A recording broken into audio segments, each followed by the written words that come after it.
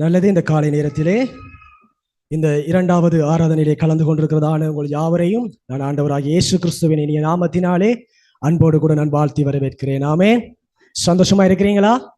எத்தனை பேர் விடுதலையோடு கூட தேவனை ஆராதிச்சீங்க? ஆமென். கர்த்தர் நல்லவராய் இருக்கிறார். ஆமென். இந்த நாள் எங்களுக்கு ஒரு ஆசீர்வாதத்தின் நாள். ஆமென். ஏன் தெரியுமா? இந்த மாதத்தின் 1ஆம் தேதி, முதலாவது நாள் நாங்கள் தேவனுடைய சமூகத்திலே கூடியிருக்கிறோம். ஆமென். அது எங்களுக்கு கிடைத்த பெரிய பாக்கியம். எத்தனை பேர் பாக்கியமா கருதுறீங்க? ஆமென்.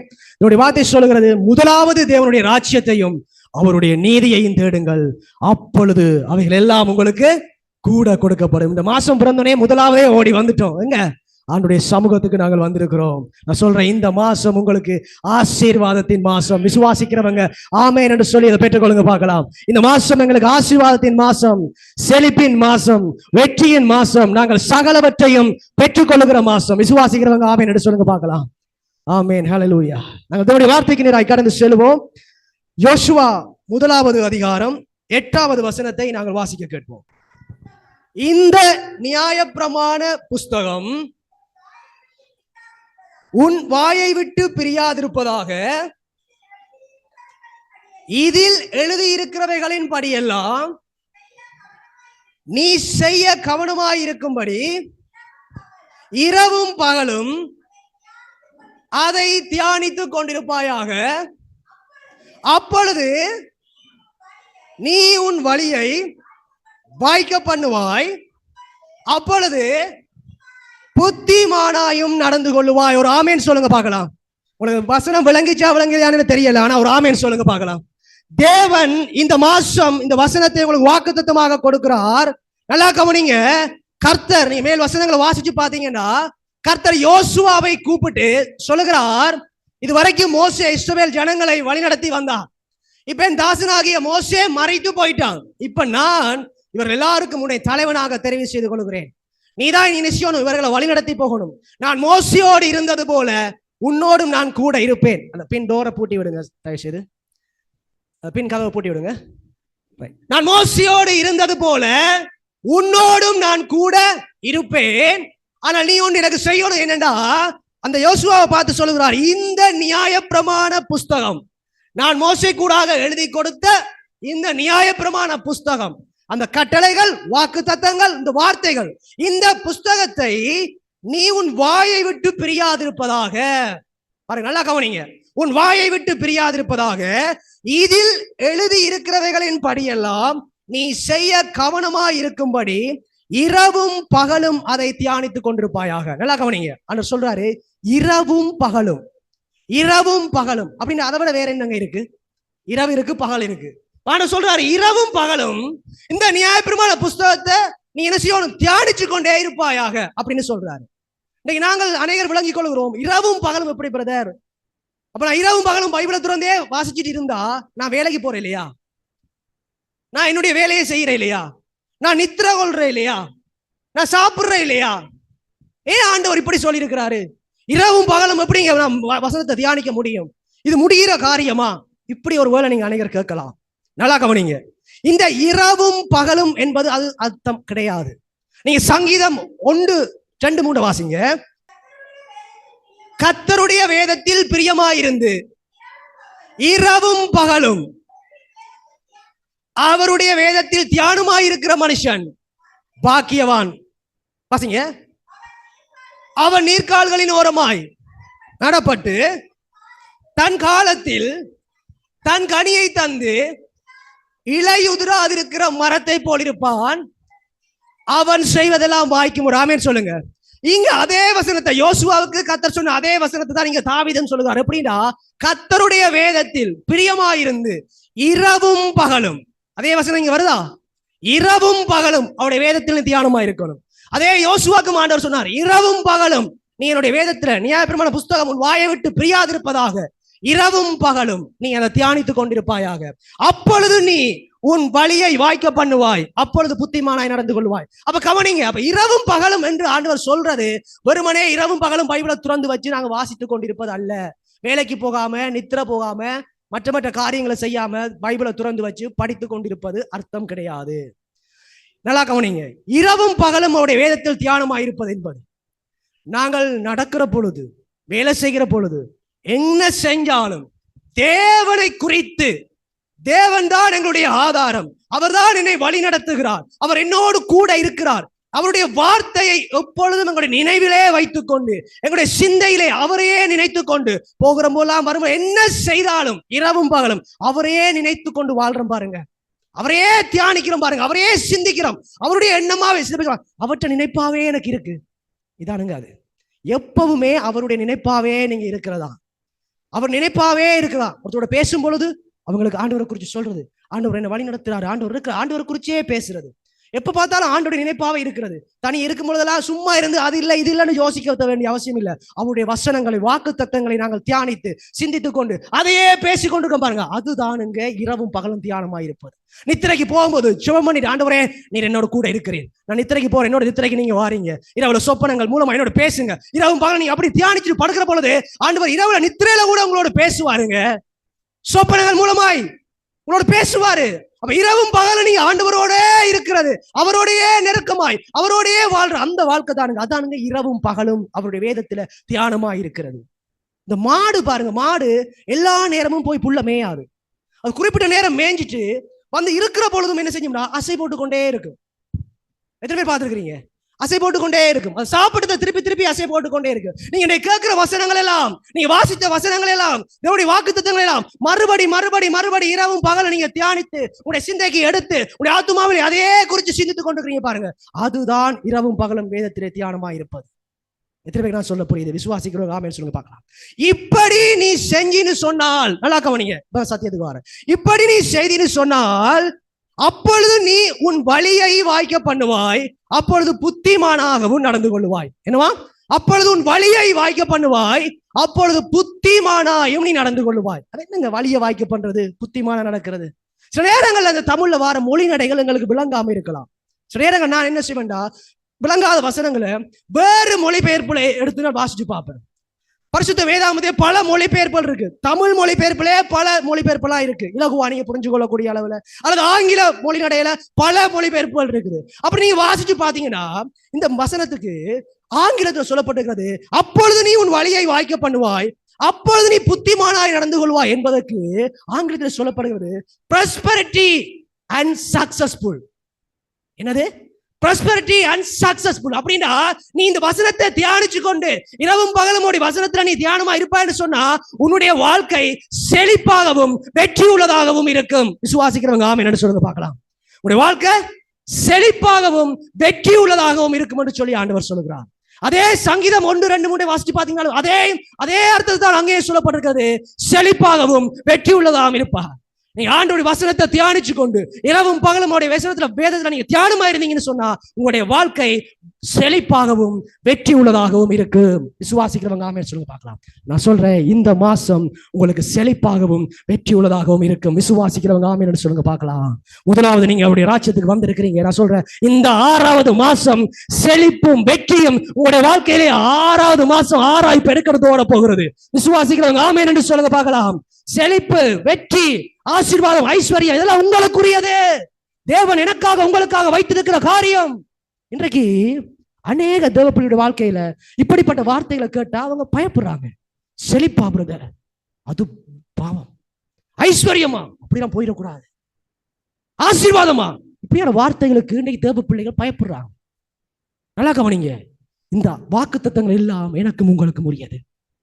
கர்த்தர் யோசுவாக்கு சொல்றாரு, நீ என் வார்த்தையை கை கொண்டீன்னு சொன்னா, இரவும் பகலும் தியானமா இருப்பீன்னு சொன்னா, நீ செழிப்பாகவும் வெற்றி உள்ளவனாகவும் இருப்பாய். தாவீது சொல்கிறான், அவருடைய வேதத்துல தியானமா இருந்தா அவன் நீர்க்கால் வருமாய் நடப்பட்ட தன் காலத்தில் தன் தனியை தந்து இலை உதிராதிருக்கிற மரத்தை போல் இருப்பான். அவன் செய்வதெல்லாம் வாய்க்கும். இதானுங்க வெற்றி. அவன் செய்வதெல்லாம் வாய்க்கும். நான் சொல்றேன், நீங்க செய்யறது எல்லாம் வாய்க்கும். இந்த மாசம் நீங்க செய்ய போற காரியங்கள் எல்லாம் வாய்க்கும். தொழில் செய்யறவங்களுக்கா நான் சொல்றேன், நீங்க செய்யற தொழில எல்லாம் உங்களுக்கு வாய்க்கும், எல்லாம் வாய்க்கும். இந்த மாதம் நீங்க பல ஆசீர்வாதங்களை செழிப்பா நீங்க பார்க்க போறீங்க, நன்மைகளை அனுபவிக்க போறீங்க. விசுவாசித்தால் ஆமென் என்று சொல்லி பெற்றுக்கொள்ளுங்க. தேவனுடைய வார்த்தையை நான் சொல்றேன், நான் வேற காரியத்தை பேச வரல, ஜீவன் உள்ள வார்த்தையை நான் சொல்லிக் கொண்டிருக்கேன். இயேசு சொன்னார், நான் சொல்லுகிற வசனங்கள் ஆவியாயும் ஜீவனாயும் இருக்கிறது. அந்த ஜீவன் உள்ள வசனத்தை நான் உங்களை பேசிக் கொண்டிருக்கேன். இந்த மாசம் நீங்க விசுவாசித்தால் நீங்க வெற்றியையும் செழிப்பையும் பார்ப்பீங்க. 1000 மடங்கு நன்மைகளை நீங்க அனுபவிப்பீங்க. தொழில் செய்தவர்கள் நான் சொல்ல, நீங்க 1000 மடங்கு நன்மைகளை நீங்க சுதந்திரித்துக் கொள்வீங்க. 1000 மடங்கு நன்மைகளை நீங்க பெற்றுக்கொள்ள போறீங்க. இந்த மாசம் தேவன் அதை உங்களுக்காக வைத்திருக்கிறார். விசுவாசிக்கிறவங்க நீங்க சுதந்திரித்துக் கொள்ளுங்க. சத்தியத்தை அறிவீர்கள், சத்தியம் உங்களை விடுதலையாக்கும். சத்தியம் உங்களை விடுதலையாக்கும். ஆகவே தேவன் யோசுவாவுக்கு சொல்ற பாருங்க, நீ என்னுடைய வசனத்தை நீ கை கொண்டீங்கடா, அதன்படி நீ நடந்தீன்னு சொன்னா, இரவும் பகலும் அதுல தியானமா இருப்பீன்னு சொன்னா, நீ செழிப்பையும் வெற்றியையும் நீ காண்பாய். வெற்றியை நீ காண்பாய். நீங்க அப்படியே 3 யோவான் 1வது அதிகாரம் 2வது வசனத்தை நாங்கள் வாசிக்க கேட்போம். பிரியமானவனே, உன் ஆத்துமா வாழ்கிறது போல நீ எல்லாவற்றிலும் வாழ்ந்து சுகமா இருக்கும்படி வேண்டுகிறேன். பாருங்க, ஆண்டவர் சொல்றாரு, பிரியமானவனே, பிரியமானவளே, நீ எல்லாவற்றிலும் வாழ்ந்து, 1 2 அல்ல, எல்லாவற்றிலும் வாழ்ந்து நீ சுகமா இருக்கும்படி நான் வேண்டுகிறேன். சுகமா இருக்கும்படி. இதே நீங்க மற்ற மொழிபெயர் வாசிச்சு பாத்தீங்கன்னா, நீ செழிப்பா இருக்கும்படிக்கு, நீ செழிப்பா இருக்கும்படிக்கு நான் வேண்டுகிறேன். அப்படின்னா நீங்க செழிப்பா, ஆசீர்வாதமா, ஐஸ்வர்யமா, நன்மைகளை சுதந்திரித்துக் கொள்கிற பிள்ளைகளாய் நீங்க வாழ வேண்டும் என்று சொல்லி தேவன் விரும்புகிறார். நல்லா கவனிங்க. இன்றைக்கு செழிப்பு என்கிற பதத்தை இன்னைக்கு அநேகர் பிழையாக புரிந்து கொள்கிறார்கள். உதாரணத்தை நான் கூட கேட்கிறேன். செழிப்பு என்ற உடனே இப்ப உங்களுடைய மனதிலே வருகிற காரியம் என்ன? நீங்க சொல்ல வேணா, உங்களுடைய சிந்தனை என்னங்க? செழிப்பு, ப்ராஸ்பெரிட்டி, செழிப்பு என்ற வேர்ட்டை நீங்க கேட்ட உடனே உங்களுடைய நினைவில் என்ன வருது? ஓ, நல்ல பெரிய பங்களா கட்டி இருக்கிறது செழிப்பு, நல்ல பெரிய விலை உயர்ந்த கார்ல போறது செழிப்பு, கை நிறைய நல்ல பணம் வச்சிருக்கிறது செழிப்பு, இதுதான் செழிப்பு அப்படின்னு அநேகர் நினைச்சு கொண்டிருக்காங்க. நல்லா கவனிங்க. செழிப்பு என்பது வெறுமனே அதிலே மாத்திரம் தங்கி இருப்பது அல்ல. வெறுமனே கை நிறைய காசு, பேங்க் அக்கௌண்ட்ல ஃபுல்லா காசு வச்சிருக்கிறது மட்டும் செழிப்பு கிடையாது. அப்படின்னா உலகத்தில் அநேகர் இருக்கிறாங்க, ரட்சிக்கப்படாத, தேவனுடைய வார்த்தையை விசுவாசிக்காத, தியானிக்காத அநேகர் நல்ல வசதியா காசோட இருக்கிறாங்க. அதுக்கு பேர் செழிப்பு கிடையாது. அவங்ககிட்ட காசு இருக்கும், ஆனா அவங்ககிட்ட நிம்மதி இருக்காது. நிம்மதி இருக்காது. நல்ல பெரிய பங்களாவை கட்டியிருப்பாங்க, ஆனா அந்த குடும்பத்தில் ஒரு சந்தோஷம் இருக்காது, சமாதானம் இருக்காது. பெரிய வாகனங்களா வச்சிருப்பாங்க, ஆனா அந்த வாழ்க்கையில எந்த ஒரு சுகம் இருக்காது. வியாதிகளோடு வாழ்ந்து கொண்டிருப்பாங்க. நல்லா கவனிங்க. தேவன் சொல்லுகிற செழிப்பு என்பது வெறுமனே ஒன்றுல மாத்திரம் அல்ல, சகலவற்றிலும், எல்லாவற்றிலும் நீங்க சுகமா இருக்கணும், நீங்க சந்தோஷமா இருக்கணும், நீங்க சமாதானமா இருக்கணும், நீங்க ஐஸ்வர்யமா இருக்கணும், நீங்க பொருளாதாரத்தில் நிறைந்து இருக்கணும், எல்லாவற்றிலும். அதுதான் தேவன் செழிப்புன்னு சொல்லுகிறார். பிரியமானவனே, உன் ஆத்துமா வாழ்வது போல நீ எல்லாவற்றிலும், எல்லாவற்றிலும் வாழ்ந்து சுகமா இருக்கிறது. இதுக்கு பேர் தானுங்க செழிப்பு. எல்லாவற்றிலும் நீங்க சுகமா இருப்பீங்க, சந்தோஷமா இருப்பீங்க, சமாதானமா இருக்கணும், நிம்மதியா இருக்கணும், ஆரோக்கியமா இருக்கணும், கை நிறைய நல்ல காசு இருக்கணும், இருக்கிறதுக்கு நல்ல வீடு இருக்கணும், போய் வாரத்துக்கு நல்ல வாகனம் இருக்கணும். எல்லாவற்றிலும், எல்லாவற்றிலும், சகலவற்றிலும் நீங்க சம்பூர்ணமா இருக்கிறதுக்கு பேர் தான் செழிப்பு. இது உலகத்தோட இருக்கான்னு பாத்தீங்கன்னா இல்ல. அப்ப அவ இருக்கிறது செழிப்பு கிடையாது. அப்ப ஆண்டவர் சொல்ல செழிப்பு என்பது, ப்ராஸ்பெரிட்டி என்பது எல்லாவற்றிலும், நீ எல்லாவற்றிலும் வாழ்ந்து சுகமா இருக்கும்படி வேண்டுகிறேன், வேண்டுகிறேன். நீங்க சங்கீதம் 35:27 வாசிப்பீங்கன்னு சொன்னால், பாருங்க, தமது ஊழியக்காரருடைய சுகத்தை விரும்புகிற கர்த்தருக்கு மகிமை உண்டாவதாக என்று எப்பொழுதும் சொல்லுவாங்க. அப்ப தேவன் தம்முடைய ஊழியக்காரருடைய சுகத்தை விரும்புகிறார். சுகத்தை விரும்புகிற, இதை நீங்க ஆங்கில மொழிபெயர்ப்புல பாத்தீங்கன்னா, prosperity of his servant. அவர் அப்படி ஊழியக்காரருடைய செழிப்பை விரும்புறாருங்க. ஆண்டவர் விரும்புறாரு. நீங்க ஆசீர்வாதமா இருக்கணும், ஆண்டவர் விரும்புகிறாரு. நீங்க செழிப்பா இருக்கணும் என்று ஆண்டவர் விரும்புகிறார். இன்னைக்கு அநேகர், நாங்க செழிப்பா இருக்கலாமா பிரதர், நாங்க ஆசீர்வாதமா இருக்கிறது ஆண்டவர் சித்தமா? நான் சொல்றேன், நீங்க ஆசீர்வாதமாய், செழிப்பாய், ஐஸ்வர்யம் உள்ளவர்களாய் இருப்பது தேவனுக்கு சித்தம். தேவன் அதைத்தான் விரும்புகிறார். தேவன் அதைத்தான் விரும்புகிறார். வேதம் சொல்லுகிறது, சத்தியத்தை அறிவீர்கள், சத்தியம் உங்களை விடுதலையாக்கும். சத்தியத்தை அறிந்து கொள்ளுங்க. நீங்க செழிப்பா இருக்கிறது, ஆசீர்வாதமா இருப்பது, சுகமா இருப்பது, நீடித்த ஆயுளோடு வாழுவது, இது தேவனுக்கு சித்தம். அதை தேவன் விரும்புகிறார். விரும்புகிறார். தமது ஊழியக்காரருடைய சுகத்தை விரும்புகிற தேவன், அவர் அதை விரும்புகிறார். அதை தேவன் விரும்புகிறார். பாருங்க, கர்த்தரை தேடுகிறவர்களுக்கோ ஒரு நன்மையும் குறைவுபடாது. அப்படின்னா என்னங்க? எல்லா நன்மையும் அவங்களுக்கு இருக்கு. நான் சொல்றேன், நீங்க எனக்கு யாரை தேடி வந்திருக்கிறீங்க? என்னையா தேடி வந்தீங்க? இல்ல நீங்க யாரையாவது தேடி பார்க்க வந்தீங்களா? கர்த்தரை தேடி வந்திருக்கிறீங்க. உங்களுக்கு ஆண்டவர் சொல்றாரு, கர்த்தரை தேடுகிறவர்களுக்கு ஒரு நன்மையும் குறைவுபடாதண்டா. என்னங்க? எல்லா நன்மையும் உங்க வாழ்க்கையில இருக்குங்க. அதுக்கு பேரான செழிப்பு. எல்லா விதத்திலும் சகலவற்றிலும் நீங்கள் செழிப்பா இருக்க வேண்டும் என்று சொல்லி தேவன் விரும்புகிறார். அதுதான் தேவன் வைத்திருக்கிற செழிப்பு. எல்லாவற்றிலும் வாழ்ந்து, எல்லாவற்றிலும் நீங்க வாசிக்கலாம். 1 தீமோத்தேயு 6வது அதிகாரம் 17வது வசனம்.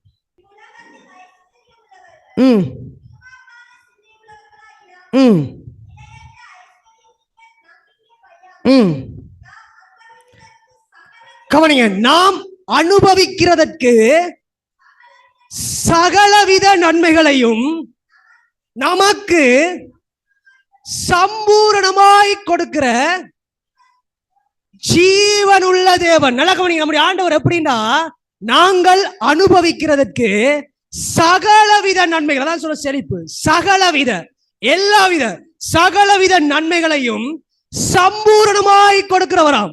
கொஞ்சமா இல்ல, குறைவா இல்ல, சம்பூர்ணமாய் கொடுக்கிறவர் நம்முடைய ஆண்டவர். விசுவாசிக்கிறவங்க ஆமென் என்று சொல்லுங்க பார்க்கலாம்.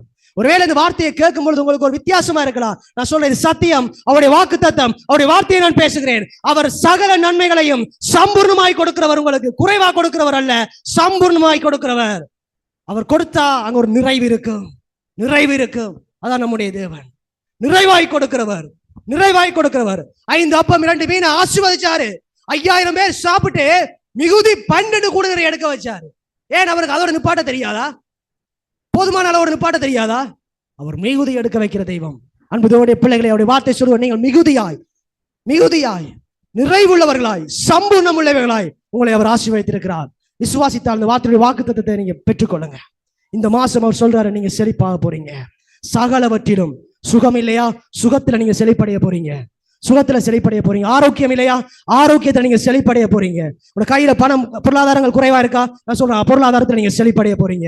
இந்த மாசம் அவருடைய வாக்குத்தத்தத்தை யாரெல்லாம் விசுவாசிக்கிறீங்களோ, இந்த வசனத்தை யாரெல்லாம் விசுவாசிக்கிறோம், நீங்க அதிகமா பெற்றுக்கொள்ள போறீங்க. அதான் கர்த்தர் உங்களுக்கு வைத்திருக்க ஆசீர்வாதம். தேவன் இந்த வருஷம் எங்களுக்கு வாக்குத்தத்தம் கொடுத்தாரு. என்ன கொடுத்தாரு இந்த வருஷம்? எங்களை சுத்திகரிக்க போறோம்னு சொன்னாரு. எதற்காக சுத்திகரிக்க போறோம்னு சொன்னாரு? நீங்கள் அதிக கனிகளை கொடுக்கும்படிக்கு, கொஞ்சமா இல்ல, அளவா இல்ல, அதிக கனிகளை நீங்கள் கொடுக்கும்படிக்கு கர்த்தர் உங்களை சுத்திகரிக்க போனார். அப்ப இந்த வருஷம், இந்த மாதம் நீங்க வாக்குத்தத்தத்தை விசுவாசிங்கன்னா நீங்க அதிகமா பெற்றுக்கொள்ள போறீங்க. அதிகமா உங்களுடைய வாழ்க்கையில் அதிகமான சுகம், அதிகமான விடுதலை, அதிகமான ரட்சிப்பு, அதிகமான பொருளாதார நன்மைகள், அதிகமான ஆசீர்வாதங்கள், அதிகமான ஐஸ்வர்யங்களை நீங்க பெற்றுக்கொள்ள போறீங்க. நீங்க பரிசுத்த வேதாகமத்துல பார்க்கலாம், யாரெல்லாம் ஆண்டவரை நேசித்து அவருடைய வார்த்தையை தியானித்து இரவும் பகலும் தியானமாய் இருந்த மனுஷர்கள் அதிகமாய் ஆசீர்வதிக்கப்பட்டதையும் அவர்கள் ஐஸ்வர்யவானாயும் செழிப்பாயும் இருந்ததை நீங்கள் வேதத்தில் பார்க்கலாம்.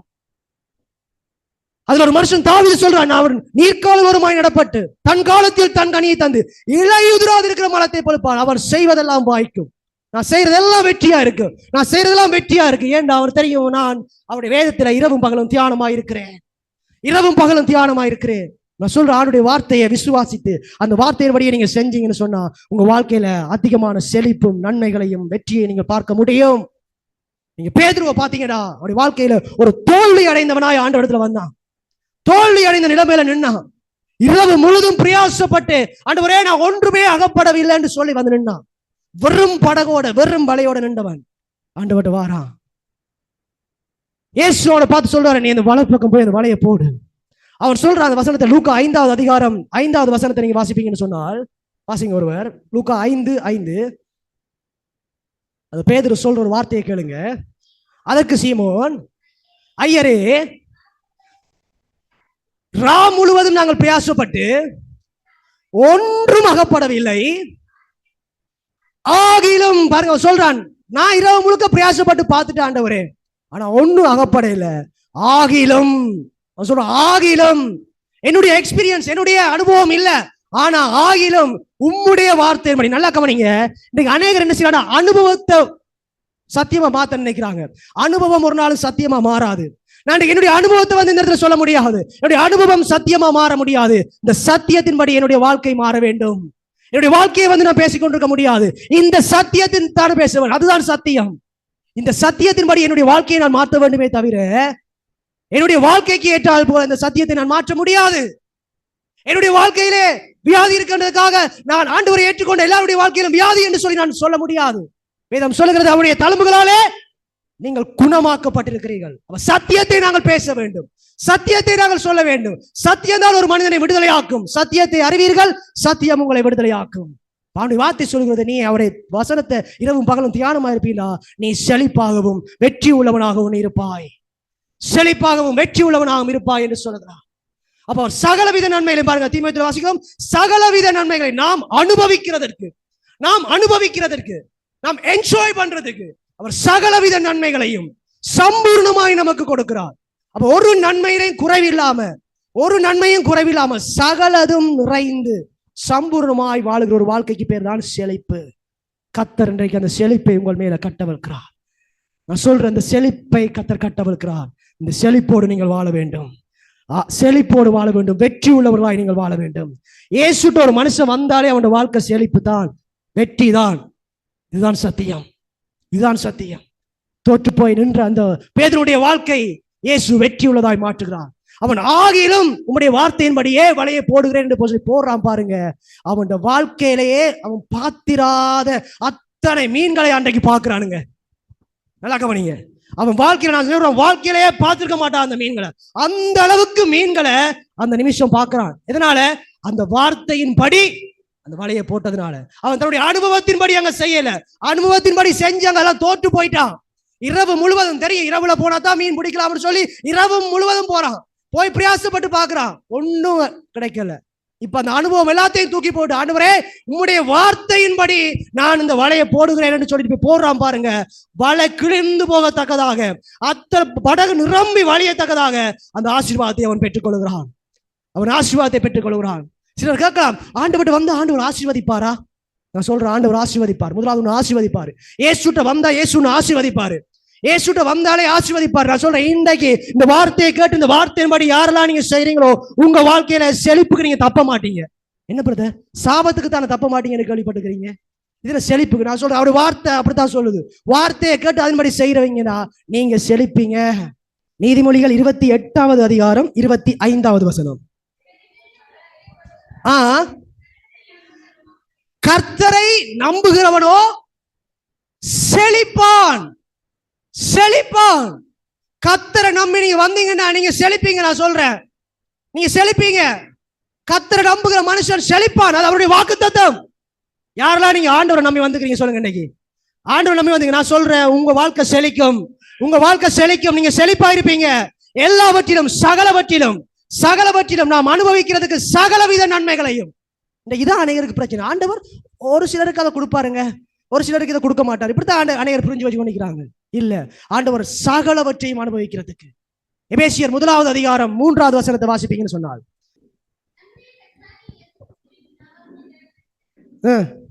ஸ்தோத்திரம். பாருங்க, சகல ஆசீர்வாதங்கள். எப்படி தேவன் எப்படி உங்களை ஆசீர்வதிச்சிருக்காரு? ஒரு சில ஆசீர்வாதங்கள் இல்ல, சகல ஆசீர்வாதங்கள். சொன்னேன், சுகமா இருக்கலாம், ஆரோக்கியமா இருக்கலாம், சந்தோஷமா இருக்கலாம், சமாதானமா இருக்கலாம், உங்களுடைய பொருளாதாரமா இருக்கலாம், தொழிலா இருக்கலாம், பிள்ளைகளுடைய படிப்பா இருக்கலாம், எல்லாவற்றிலும் சகல ஆசீர்வாதங்களினாலும் எங்களை அவர் ஆசீர்வதிச்சிருக்கிறாரு. நீங்க சகலவற்றிலும் நன்மைகளை பெற்று செழிப்பா இருக்கணும். அதுக்கு பேர் செழிப்பு. சகல ஆசீர்வாதங்கள், சகல நன்மைகள், சகலதும் உங்களுக்கு இருக்கணும். உங்களுடைய ஊழியத்துல சகலதும், உங்களுடைய வேலையில சகல நன்மைகள் எல்லாவற்றையும் நீங்கள் அனுபவிக்க வேண்டும் என்று சொல்லி தேவன் விரும்புகிறார். நீங்க வாசிங்க, ஆதியாகமம் 13:2வது வசனம். ஆபிரகாம் மிருக ஜீவன்களும் வெள்ளியும் பொண்ணுமான ஆஸ்திகளை உடைய சீமானாயிருந்தான். யாருங்க? நாங்கள் எங்களுடைய விசுவாசத்தின் தந்தை என்று சொல்லுகிறோமே, ஆபிரகாம் பொன் வெள்ளி செல்வ சீமானாயிருந்தான். அவன் செழிப்பாயிருந்தான். தேவன் அவனை செழிப்பா மாற்றினாரு. அநேகர் நினைக்கிறாங்க, ஆண்டவரை ஏற்றுக்கொண்டாலே நாங்கள் ஒரு ஏழ்மையா தான் வாழணும். உடைய சிந்தைகளை மாற்றிக்கொள்ளுங்க. ஒருவருடைய நினைவுகள் எப்படி இருக்கிறதோ அப்படி அவருடைய வாழ்க்கை இருக்கிறது. உங்களுடைய நினைவை முதலாவது மாற்றிக்கொள்ளுங்க. சிந்தையில உங்களுடைய ஆத்துமால மாற்றிக்கொள்ளுங்க. சத்தியத்தை அறிந்து கொள்ளுங்கள். சத்தியத்தை அறிந்து கொள்கிற பொழுது நீங்கள் விடுதலையாக்கப்படுகிறீர்கள். நீங்க சத்தியத்தை அறிந்து கொள்ளுங்க. கர்த்தர் உங்களை செழிப்பாய் வைத்திருக்க விரும்புகிறார், செல்வ சீமானாய். எனக்கு இல்ல பிரதர், ஆண்டவர் இயேசுவே எவ்வளவு பாடுகளை ஏற்றுக்கொண்டார், அவரே எவ்வளவு ஏழ்மையா வாழ்ந்தார், நானும் ஏழ்மையா தான் வாழ போறேன். இப்படித்தான் அனைவரும் நினைச்சு கொண்டிருக்காங்க. நல்லா கவனிங்க. ஆண்டவர் தன்னுடைய ஏழ்மையை ஏற்றுக்கொண்டது காரணமே உன்னை செழிப்பாய் வைத்திருப்பதற்கு. நான் உதாரணம் ஒன்று சொல்றேன். ஒரு தகப்பன் கூலி வேலை செய்து மிகவும் கஷ்டப்பட்டு தன்னுடைய பிள்ளையை நல்ல ஒரு டாக்டருக்கு படிப்பிக்கிறாருன்னு வைங்க. எல்லா பெற்றோரும் அப்படித்தான் விரும்புறாங்க. பெற்றோர் என்னதான் கஷ்டப்பட்டாலும் பிள்ளை நல்லா வரணும்னு விரும்புறாங்க. அப்படித்தானே பெற்றோர்? சொல்லுங்க. அப்ப அப்படி ஒரு தகப்பன் கூலி வேலை செய்து கஷ்டப்பட்டு கல்லுகளை உடைச்சு மூட்டைகளை தூக்கி எவ்வளவோ கஷ்டப்பட்டு தன்னுடைய பிள்ளைய படிப்பிச்சு நல்ல ஒரு டாக்டர் ஆக்கிட்டாரு. இப்ப அந்த புள்ள டாக்டரா வந்த உடனே அந்த புள்ள சொல்லுது அப்பாட்ட, அப்பா நீங்க நிறைய கஷ்டப்பட்டு இருக்கிறீங்க, கூலி வேலை செய்திருக்கிறீங்க, நானும் என்ன செய்ய போறேன், உங்களை போல கூலி வேலை செய்ய போறேன், நானும் உங்களை போல மூட்டை தூக்க போறேன். இப்படி சொன்னா அது தகப்பனுக்கு எப்படி இருக்கும்? நீங்க யாராவது அப்படி பெற்றோரா இருந்தா ஏற்றுக்கொள்வீங்களா? உன்னை டாக்டர் ஆக்குறதுக்காகத்தான் நான் என்ன இவ்வளவு கஷ்டப்பட்டு நீ இந்த நிலைமைக்கு வரக்கூடாது என்பதற்காகத்தான் நான் அதை செஞ்சு உன்னை படிக்க வச்சிருக்கிறேன். நீ இப்ப கேட்பீங்களா இல்லையா? சத்தியத்தை நல்லா புரிஞ்சுக்கொள்ளுங்க. நானும் நீங்களும் அந்த கஷ்டத்தை அனுபவிக்க கூடாது என்பதற்காக, அந்த பாவத்திலே வாழக்கூடாது என்பதற்காக, அந்த தரித்திரத்திலே இருக்கக்கூடாது என்பதற்காக, இந்த பிரச்சனைக்குள்ளே வாழக்கூடாது என்பதற்காக என்னுடைய எல்லாவற்றையும் அவர் கல்வாரி சிலுவையிலே சுமந்து கொண்டவராய் என்னையும் உங்களையும் விடுதலையாக்கி இருக்கிறார், என்னையும் உங்களையும் ஆசீர்வதித்திருக்கிறார். நானும் நீங்களும் ஆசீர்வாதமாய் ஐஸ்வர்யம் உள்ளவர்களாய் சம்பூர்ணமாய் செழிப்பாய் வாழ வேண்டும் என்பதற்காக அவர் அன்றைக்கு அத்தனையும் ஏற்றுக்கொண்டார். இப்ப போய் இல்ல நானும் அந்த வழியிலே வரப்போறேன், நானும் அவரை போலவே இருக்கேன்டா, எப்படி இருக்கும்? நல்லா கவனிங்க. சத்தியத்தை அறிவீர்கள், சத்தியம் உங்களை விடுதலையாக்கும். நான் ஐஸ்வர்யவான் ஆகும்படிக்கு அவர் தரித்திரரானார், நான் சுகமாய் இருக்கும்படிக்கு அவர் தம்முடைய சரீரத்திலே தழும்புகளை காயங்களை ஏற்றுக்கொண்டார். நீ நிம்மதியா வாழ வேண்டும் என்பதற்காகத்தான் அவர் அன்றைக்கு கஷ்டப்பட்டார். நீ சமாதானமா இருக்க வேண்டும் என்பதற்காகத்தான் தன்னுடைய சமாதானத்தை அந்த சிலுவையிலே இழந்தார். அன்பு தேவனுடைய பிள்ளையே, சத்தியத்தை அறிந்து கொள்ளுங்கள், சத்தியம் உங்களை விடுதலையாக்கும். அப்ப இந்த ஆபிரகாம் மிருக ஜீவன்களும் வெள்ளியும் பொன்னுமான ஆஸ்திகளை உடைய சீமானாயிருந்தான். இதை ஆதியாகமம் 24வது அதிகாரம் 35வது வசனத்தை ஒருவர் வாசிங்க. கவனிங்க. இங்க ஆபிரகாமுடைய வேலைக்காரன் தன்னுடைய எஜமான பத்தி சொல்றான் பாருங்க. எப்படின்னா, கர்த்தரின் எஜமானை மிகவும் ஆசீர்வதித்திருக்கிறார், கர்த்தரின் எஜமானை மிகவும் ஆசீர்வதித்திருக்கிறார், அவர் சீமானா இருக்கிறார். கர்த்தர் அவருக்கு ஆடு மாடுகளையும் வெள்ளியையும் பொன்னையும் வேலைக்காரரையும் வேலைக்காரிகளையும் ஒட்டகங்களையும் கழுதைகளையும் கொடுத்திருக்கிறார். பாருங்க, யார் கொடுத்திருக்காரு? ஆண்டவர் கொடுத்திருக்காரு என் எஜமானுக்கு. எப்படி சொல்றான் பாருங்க. நான் சொல்றேன், நீங்க இந்த வார்த்தையை விசுவாசிச்சு நீங்க செழிப்பை அடைகிற பொழுது உங்களை பார்த்து மற்றவங்க சொல்லுவாங்க, அந்த சபைக்கு போறவங்க பாருங்க, அவங்க செழிப்பா இருக்கிறாங்க, அவங்க சுகமா இருக்கிறாங்க, அவங்க ஆரோக்கியமா வாழ்றாங்க, அவங்க நீடித்த நாள் வாழ்றாங்க. இப்படி உங்களை பார்த்து மற்றவங்க சொல்றதை நீங்க கேட்பீங்க. விசுவாசிக்கிறவள் ஆமென் என்று சொல்லுங்க பார்க்கலாம். ஆபிரகாமை கர்த்தர் அப்படி ஆசீர்வதித்தார். அவர் செல்வ சீமானா இருக்கிறார். அவனுக்கு ஆடு மாடுகள் ஒட்டகங்கள் வேலையாட்கள். நான் சொல்றேன், வேலை செய்யறவங்க சொல்றேன், உங்களுக்கு அநேக வேலையாட்களை கர்த்தர் கொடுக்க போறாரு. உங்களுடைய தொழில்களை கர்த்தர் பெருக பண்ண போறாரு. விசுவாசித்தால் ஆமென் என்று சொல்லி பெற்றுக்கொள்ளுங்க. உங்களுடைய வியாபாரங்கள் விஸ்தாரமாக போகிறது. வியாபாரத்திலே 1000 மடங்கு லாபங்களை நீங்க பெற்றுக்கொள்ள போறீங்க. கர்த்தர் உங்களுக்கு வைத்திருக்க ஆசீர்வாதம். நான் சொல்றேன், விசுவாசித்தால் ஆமென் என்று சொல்லி பெற்றுக்கொள்ளுங்க. பல மடங்கு பெருக போகிறார். ஒரு கடை வச்சிருக்கிறவங்க நீங்க பல கடைகளை திறக்க போறீங்க, உங்களுடைய கிளைகளை திறக்க போறீங்க. கர்த்தர் அந்த அளவுக்கு உங்களை ஆசீர்வதிக்க போகிறார். நீங்கள் ஆசீர்வாதமா இருப்பது தேவனுடைய சித்தம், தேவனுடைய திட்டம். நான் ஜீவனுள்ள வார்த்தையை பேசுகிறேன். அது உங்களுக்கு கொடுத்த அழைப்பு. தொழில் செய்கிறது உங்களுக்கு கொடுத்த அழைப்பு. தொழிலை சந்தோஷமா செய்யுங்க, நல்ல சமாதானத்தோடு செய்யுங்க, வெட்டியா செய்யுங்க, உற்சாகமா செய்யுங்க. கர்த்தர் அதை உங்களுக்கு கொடுத்திருக்கார். நீங்கள் பெருகும்படிக்கு, நீங்கள் உயரும்படிக்கு, நீங்கள் ஆசீர்வாதமா இருக்கும்படிக்கு கர்த்தர் கொடுத்த ஒரு கிருபை அது உங்களுக்கு. தொழில் அதை சந்தோஷமா செய்யுங்க. தொழில் செய்யறவங்க சொல்றேன், நீங்க இதுவரைக்கும் தொழிலாளர் இருந்தா இனி நீங்க முதலாளியா மாற போறீங்க, முதலாளியா மாற போறீங்க. கர்த்தர் உங்களுக்கு அநேக வேலையாட்களை கொடுக்க போகிறாரு. விசுவாசித்தா ஆமென் சொல்லி பெற்றுக்கொள்ளுங்க. நான் தேவனுடைய வாக்குத்தத்தத்தை சொல்றேன், இந்த மாசம் யாரெல்லாம் இதை விசுவாசிக்கிறீங்களோ நீங்க அதை அதிகமா நீங்க சுதந்திரித்துக் கொள்ள போறீங்க. கர்த்தர் இதைத்தான் யோசுவாக்கு சொன்னார், நீ செழிப்பாகவும் வெற்றி உள்ளவனாகவும் இருப்பாய். அப்ப இங்க ஆபிரகாம் செல்வ சீமானாய் பொன்னும் வெள்ளியும் வேலைக்காரரும் வேலைக்காரியும் ஒட்டகங்களும் கழுதைகளையும் கொடுத்திருக்கிறார் என்று சொல்லி அவனுடைய வேலைக்காரன் சொல்றான். உங்களை பார்க்கிற அநேகர் அப்படி சொல்ல போறாங்க. நீங்க அதை கேட்க போறீங்க. உங்களை பார்க்கிற அநேகர் சொல்ல போறாங்க, ஓஹோ இவங்க ஆசீர்வாதமா இருக்கிறாங்க, இவங்க நல்ல செழிப்பா இருக்கிறாங்க, இவங்களுக்கு ஒரு நன்மையுமே குறைவில்லை, இவங்களுக்கு ஒரு நன்மையுமே குறைவில்லை. இதே ஆதியாகமம் 24வது அதிகாரம் 1வது வசனத்தை வாசிங்க. ஆபிரகாம் வயது சென்று முதிர் வயதுள்ளவனானான். பாருங்க, கர்த்தர் ஆபிரகாமை சகல காரியங்களிலும் ஆசீர்வதித்திருக்கிறார். கவனிங்க, ஆபிரகாம் முதிர் வயதான பிறகு கூட அவனை சகல ஆசீர்வாதங்களும் ஆசீர்வதிக்கிறாருங்க. நாங்க சொல்லுவோம், இவருக்கு வயசு போயிட்டு இதெல்லாம் தேவையா? இப்ப இவருக்கு வயசு போயிட்டு இந்த வயசுல இவருக்கு தேவையா? இப்படி நாங்கள் கேட்போம். நல்லா கவனிங்க. ஆனா கர்த்தர் வயசு போனாலும் உங்களை சகல நன்மைகளாலும் ஆசீர்வதிக்கிறவரா இருக்கிறார். நீ சொல்லலாம், வயசு போயிட்டு காலம் முடிஞ்சது, காலம் போயிட்டு. நான் சொல்றேன், இல்ல, ஆண்டவர் அந்த முதிர் வயதிலும் சகல நன்மைகளினாலும் உங்களை ஆசீர்வதிக்கிறவராய் இருக்கிறார். ஏன்னா ஆபிரகாமை கர்த்தர் ஆசீர்வதித்தார். ஆபிரகாமுக்குள்ள நீங்கள் சகலவரும் ஆசீர்வதிக்கப்பட்டிருக்கிறீங்க.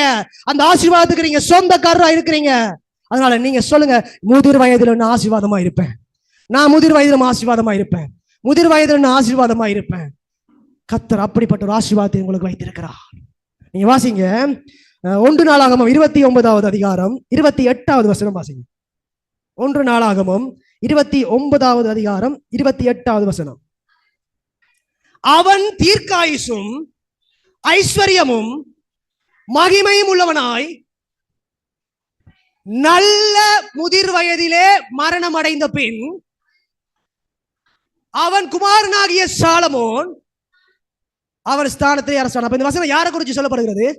யாரு? தாவீதை குறித்து சொல்லப்படுகிறது. நீங்க மேல் வசனங்களை வாசி பாத்தீங்கன்னா அது இன்னும் தெளிவா புரியும். அப்ப தாவீதை குறித்து சொல்லப்படுகிறது என்னன்னா, அவன் பாருங்க எப்படியாம், அவன் தீர்க்காயுசும் ஐஸ்வர்யமும் மகிமையும் உள்ளவனாய் நல்ல முதிர் வயதிலே மரணம். அப்ப தாவீது தீர்க்காயுசோட நல்ல ஐஸ்வர்யமும் மகிமையும் உடையவனாய் இருந்தான். நாங்க தாவீதன் உடனே எங்களுக்கு நினைப்புல வர்றது என்ன? தாவீதன் உடனே ஒரு கிழிஞ்ச காச்சட்டையும் ஒரு பெனியனையும் போட்டு ஒரு கவனையும் கொள்ளிட்டு இருப்பா. இப்படிதான் தாவீது, இப்படித்தான் நாங்க நினைக்கிறோம். ஏன்னா இப்படி எங்க மைண்ட்ல பதிஞ்சிட்டு எங்க சண்டே ஸ்கூல்ல சொல்லி கொடுத்துட்டாங்க, தாவீதுன்னா இப்படித்தான். அது இன்றைக்கு பெருசா வந்த பிறகு அதே எண்ணம் தான் நாங்க நினைச்சு கொடுப்போம் தாவீது. ஆனா தாவீதை குறிச்சு வசனம் சொல்லுகிறது, அவன் தீர்க்காயுசும் ஐஸ்வர்யமும் மகிமையும் உள்ளவனாயிருந்தான். அவன் ஐஸ்வர்யவானுங்க தாவீது. சாதாரண நீங்க நினைக்கிற மாதிரி அந்த காய்ச்சலையை போட்டு தெரிஞ்சவனால அவன் ஐஸ்வர்யவான். அவன் எழுதி வச்சிருக்கான், சங்கீதங்களை வாசிச்சு பாருங்க. அவன் தான் சொல்றான், நீ செய்வதெல்லாம் வாய்க்கும் வாய்க்கும் வாய்க்கும் என்றான். அவன் சொல்ற, சிங்க குட்டிகள் தாழ்ச்சி அடைந்து பட்டினி கிடக்கும், கர்த்தரை தேடுகளுக்கோ ஒரு நன்மையும் குறைவுபடாதென்றான். ஏன்னா அவன் ஐஸ்வர்யவான் சொல்றான். கேளுங்க, எங்களுடைய சிந்தைகள் மாறணும். நாங்க அநேக நேரங்கள்ல தேவனையும் குறைச்சு எடை போடுறோம், தேவனையும் ஒரு மட்டுப்படுத்த பாக்குறோம். தேவனுக்கு இது மட்டும்தான் தெரியும். ஆண்டவர்னு சொன்னா ஆண்டவர் பாட்டு படிப்பாரு, வசனம் வாசிச்சா ஆண்டவர் பிடிக்கும், பட் நான் வேலை செஞ்சா ஆசீர்வாதம் அதெல்லாம் அவருக்கு தெரியாது. அப்படி நினைக்காதீங்க. கடவுள் சகலவற்றையும் படைத்தவர், சர்வ வல்லமை உள்ளவர். உன்னுடைய தொழில் ஆண்டவருக்கு தெரியும்.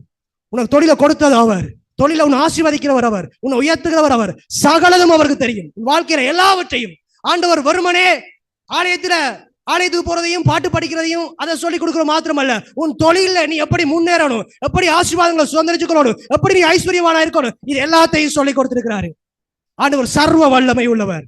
அவர் தான் சொல்றாரு, நீ என் வசனத்தை கை கொண்டு சொன்னா, இரவும் பகலும் தியானமா இருப்பீன்னு சொன்னா, நீ செழிப்பாகவும் வெற்றி உள்ளவனாகவும் நீ இருப்பாய்.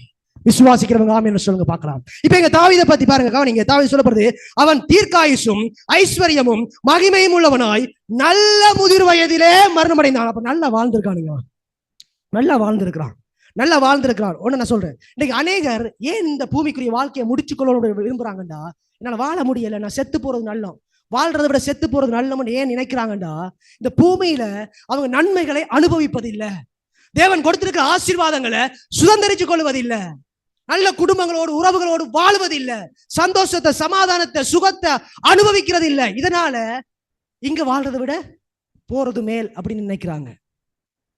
நல்லா கவனிங்க, நான் சொல்றேன், தாவீது நல்ல முதிர் வயதிலே, நாங்க முதிர் வயதுண்டா எவ்வளவு சொல்லுவோம், முதிர் வயதுண்டா எப்படி சொல்லுவோம், ஒரு 90 100 110 வயசுக்குள்ள சொல்லுவோம். என்ன முதிர் வயதுல அவர் மறைச்சிருக்காரப்பா, முதிர் வயது வரைக்கும் வாழ்ந்திருக்காருப்பா. இங்க தாவீதை குறித்து சொல்லப்படுகிறது முதிர் வயது இல்ல, நல்ல முதிர் வயது.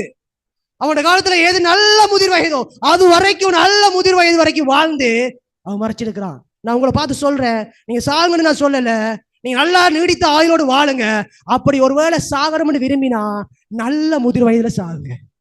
நல்ல முதிர் வயதுல சாகுங்க. ரைட்? உலக எத்தனை பேருக்கு நான் சாகணும்னு கூட சொல்லல. நல்ல நீடித்த ஆயுளோடு நீங்க வாழுங்க. தீர்க்காயுசோடு நல்லா வாழுங்க. செழிப்பா வாழுங்க. சந்தோஷமா வாழுங்க. ஆசீர்வாதமா இருங்க. ஐஸ்வர்யமா இருங்க. இந்த சின்ன வயசுல எல்லாம் செத்து போகணும்னு சொல்லாதீங்க. செத்து போக விரும்பாதீங்க. இந்த பூமியில நன்மைகளை சகலவித நன்மைகளையும் அனுபவிக்காதவங்க தான் சொல்றாங்க செத்து போறது நல்லது பிரதர். இந்த பூமியில வாழலா பிரதர். அவங்க தங்களோட அனுபவத்தை பேசுறாங்க. கஷ்டம் பிரதர், இந்த பூமியில வாழ்ற கஷ்டம். இந்த பூமியில வாழ முடியாது பிரதர். என் மனுஷியோட வாழவே முடியாது. இவற்ற மனுஷியோட வாழ முடியாது என்பதற்காக எல்லாரும் வாழ முடியாது என்பது அர்த்தம் கிடையாது. இவர் இந்த தொழில தோல்வி அடைஞ்சிட்டார் என்பதற்காக எல்லாருக்கும் அந்த தொழில் தோல்வி என்றது கிடையாது. அது சத்தியமா மாற முடியாது. இவர் வியாதியோடு இருக்கிறார் என்பதற்காக எல்லாரும் வியாதியோடு இருக்கணும் என்றது சத்தியம் கிடையாது. சத்தியத்தை பேசுங்க. சத்தியத்துக்கு ஏற்றால் போல உங்களுடைய வாழ்க்கையை மாற்றிக்கொள்ளுங்க. கடந்த நாட்களை நாங்கள் தியானித்தோம். அன்றைக்கு காலேப்பும் யோசுவாவும் சத்தியத்தை பேசினாங்க. சத்தியத்தை பேசினாங்க. சூழ்நிலை அல்ல, அனுபவத்தை அல்ல, சத்தியத்தை பேசினாங்க. நீங்க உங்களை கேட்கலாம், ஏன் பிரதர் நீங்க ஒரே செழிப்பையும் ஆசீர்வாதத்தையும் நன்மைகளை குறிச்சே பேசிட்டு இருக்கிறீங்க? இவ்வளவு பேர் பாவத்தோடு இருக்கிறாங்க. பாவத்தை குறிச்சு கண்டித்து பேசுங்க என்னோட வந்து சொன்னாங்க. நான் சொல்றேன், இது பாவத்தை குறிச்சு கண்டித்து பேசிட்டு இருக்கிறது விளையாட்டு அல்ல. தேவனுடைய பிள்ளைகள் சுகத்தை, நன்மையை, ஆசீர்வாதங்களை எவைகளை அவர்கள் பேசுகிறார்களோ, எதைகளை கேட்கிறார்களோ அதே போல அவருடைய வாழ்க்கை மாறுகிறது. நான் நன்மையானவைகளை பேசுகிறேன். தேவன் நல்லவர், நல்லவர். கடந்த நாளிலே ஒரு சகோதரி என்னுடைய மனைவியோடு கோல் பண்ணி கதைச்சிருந்தாங்க. அந்த சகோதரி சொன்னால், நான் அநேக பாவத்துக்குள்ளே விழுந்து விட்டேன். என்னுடைய சபைக்கு பாஸ்டருக்கு எல்லாருக்கும் தெரியும். ஆனா இப்ப நான் சபைக்கு போகிற பொழுதெல்லாம் என்னுடைய பாஸ்டர் நீ பாவி பாவி பாவின்னு சொல்லி என்ன குத்தி நோகடிக்கிறாரு. இப்ப எனக்கு சபைக்கு போகவே விருப்பம் இல்லை. நான் இப்ப 6 மாசமா சபைக்கே போறேன்லக்கா அப்படின்னு சொல்லி அழுதாள். அதை கேட்ட பொழுது எனக்கு மிகவும் வேதனையா இருந்தது. சபை என்பது நீ பாவி பாவி பாவி என்று உன்னை குத்தி நோகடிக்கிற இடம் அல்ல. இந்த பிரசங்க பீடம் என்பது உன்னை சாகடிக்கிற பீடம் அல்ல.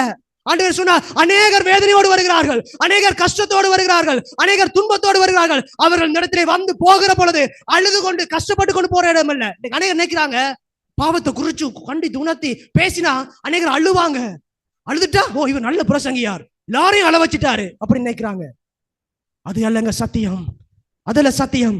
காயத்தோடு வேதனையோடு துக்கத்தோடு வருகிறவர்கள் ஆறுதல் அடைந்து சந்தோஷமாய் போக வேண்டும்.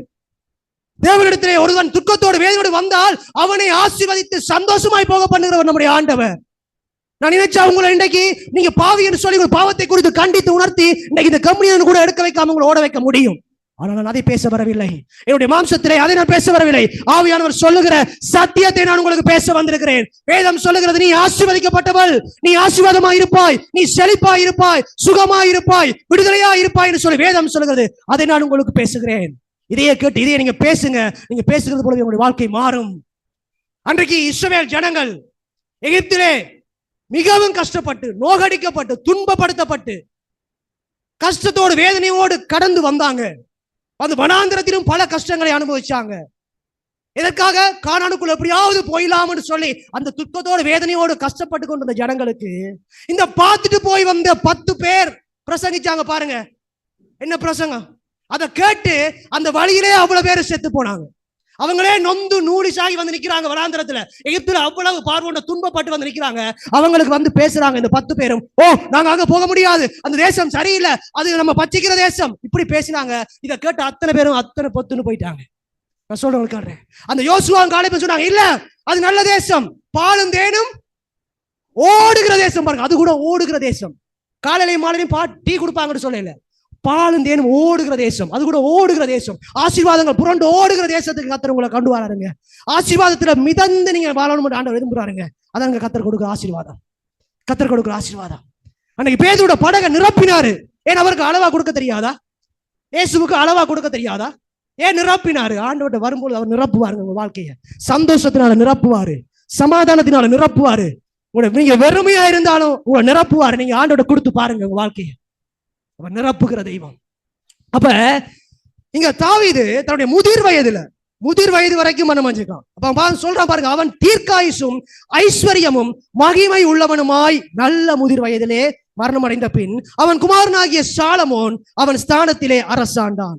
இப்ப பாருங்க, அவன் நல்லா வாழ்ந்து சந்தோஷமா போய் சேர்றான். இப்ப அவன் மகன் என்ன சொல்றான்னு பாருங்க. நீதிமொழிகள் 3:16 வாசிங்க. நீதிமொழிகள் 3வது அதிகாரம் 16வது வசனம். இப்ப சாலமன் சொல்றான் பாருங்க, அதன் வலது கையிலே தீர்க்காயுசும் அதன் இடது கையில் செல்வமும் கனமும் இருக்கிற ஒரு ஆமென் சொல்லுங்க பார்க்கலாம். அப்பா நல்ல ஐஸ்வர்யமாய் கன மகிமையோடு போனாரு. அதுபோல மகனும் சொல்றாரு, இடது கையிலே அதன் வலது கையிலே தீர்க்காயுசும் அதன் இடது கையிலே செல்வமும் கனமும் இருக்கிறது. செல்வமும் கனமும் இருக்கிறது. நீ ஆண்டவர்கிட்ட வருகிற பொழுது, அவருடைய வார்த்தையை தியானமாய் இருக்கிற பொழுது, அவர் வார்த்தையை தியானிக்கிற பொழுது, உன்னுடைய வாழ்க்கையில நீ செழிப்பையும் வெற்றியையும் கண்டடைவாய். செழிப்பையும் வெற்றியையும் கண்டடைவாய். இதுதான் சத்தியம், இதுதான் சத்தியம். அவரிடத்தில் வருகிற பொழுது ஒரு நன்மையும் குறைவுபடாது. ரோமர் 10வது அதிகாரம் 12வது வசனத்தை வாசிப்பீங்கன்னு சொன்னார். ரோமர் 10:12. எல்லாருக்கும் கர்த்தரானவர் தம்மை தொழுது கொள்கிற யாவருக்கும் ஐஸ்வர்ய சம்பன்னராய் இருக்கிறார். அவரை தொழுது கொள்கிற எல்லாருக்கும் நம்முடைய தேவன் எப்படி இருக்கிறார்னா ஐஸ்வர்ய சம்பன்னராய் இருக்கிறார், சம்பன்னராய் இருக்கிறார். அப்ப அவர் தம்முடைய ஐஸ்வர்யத்திலிருந்து உன்னை ஆசீர்வதிக்கிறார். அவருடைய ஐஸ்வர்யத்திலிருந்து உடைய குறைவுகளை எல்லாம் அவர் நிறைவாய் மாற்றுகிறார். அப்ப உனக்கு இருக்கிற ஆசீர்வாதம் கொஞ்சமல்ல, அளவானதல்ல, குறைவானதல்ல, நிறைவானது. சகல நன்மைகளும் சகல ஆசீர்வாதங்களும் நீங்க அனுபவிக்கிறது சம்பூர்ணமாய் கொடுக்கிறவர். அப்ப தேவன்கிட்ட வருகிற பொழுது அவர் உங்களை நிரம்பி வழிய செய்கிறார். அதுதான் தேவனுடைய ஆசீர்வாதம். நீங்க ஆதியாகமம் 33வது அதிகாரத்துக்கு வந்தீங்கன்னு சொன்னார். ஆதியாகமம் 33வது அதிகாரம் 9ஆம் வசனத்தை வாசிங்க பார்க்கலாம். அதற்கு ஏசா, என் சகோதரனே, எனக்கு போதுமானது உண்டு. நல்லா கவனிங்க. இங்க ஏசா பாருங்க சொல்றான். உங்களுக்கு தெரியும், ஏசா யாக்கோபு 2 பேரும் தெரியும். இந்த ஏசா சொல்லுகிறான், சகோதரனே எனக்கு போதுமானது உண்டு, எனக்கு போதுமானது உண்டு. இதே போலதான் நீங்க அநேகர், எனக்கு இது இருந்தா போதும் பிரதர், போதும்னு சொல்லிட்டு அது கூட இல்லாத போதும்னு வாழ்ந்துட்டு இருக்கிறாங்க.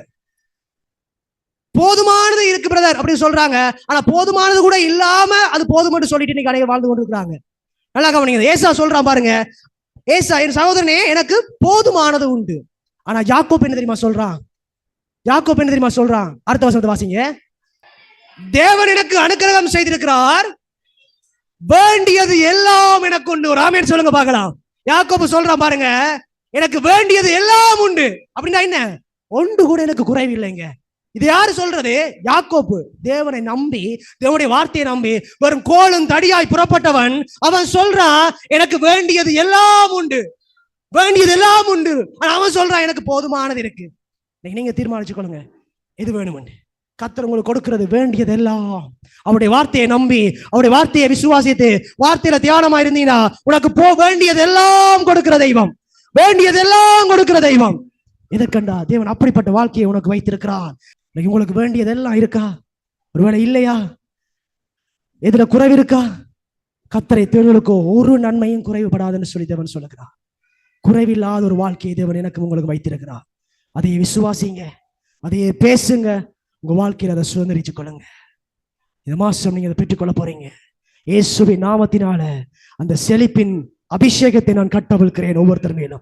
செழிப்பின் ஆசீர்வாதத்தை நான் கட்டவிழ்க்கிறேன் ஒவ்வொரு குடும்பங்கள் மீதும். இந்த வார்த்தையை கேட்ட ஒவ்வொரு மீதும் செழிப்பின் ஆசீர்வாதம் தங்குவதாக. இந்த நாளில் இருந்து இவர்கள் செழிப்பை பெற்றுக் கொள்வார்களாக.